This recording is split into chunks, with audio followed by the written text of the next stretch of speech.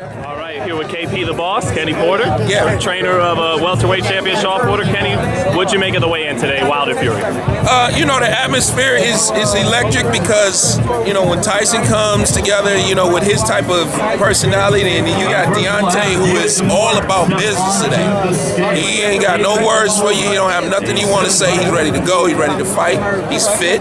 212 pounds, a little lighter than I expected, a little lighter than I would expect. But on the other side of that, I expected he's going to use his speed to set up his power. We know he has the power. Tyson, on the other hand, is a very confusing fighter, has the ability to make you, you know, look bad. And Deontay's just got to work his way through that and then deliver that crushing blow that he always delivers. I don't know if you've been able to see the back and forth during the week. Obviously, you just saw the weigh-in.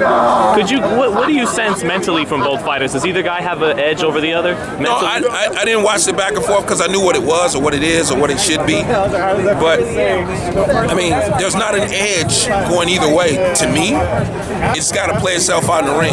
One guy is the guy that he is, the guy from the UK. He's everything that you think he is. That's who he is. And he's confident. And the other guy, he's exactly what you think he is. He's a killer. And he's confident in being a killer, you know? So, no, there's nothing going to dissuade either guy until it happens in the ring.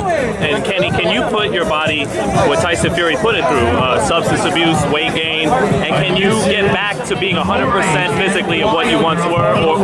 Or do you erode away something you can't get back when you do that kind of stuff? What do you say? I believe everybody loses something when they put themselves through some things like that. You're going to lose something. It doesn't matter.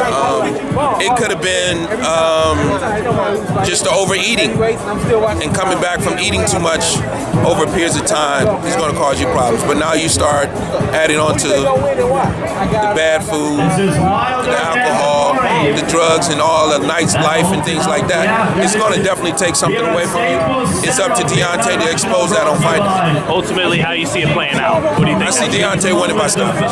Is he behind on the cards when he knocks Fury out, or do you think he could be behind in round number 2 and still knock him out? Right. He could be behind in later rounds and still knock him out. He has that ability.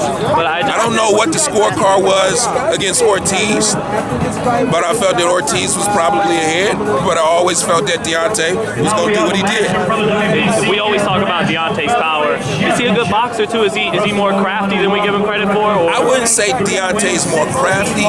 Deontay is just more of Deontay. You know what I mean?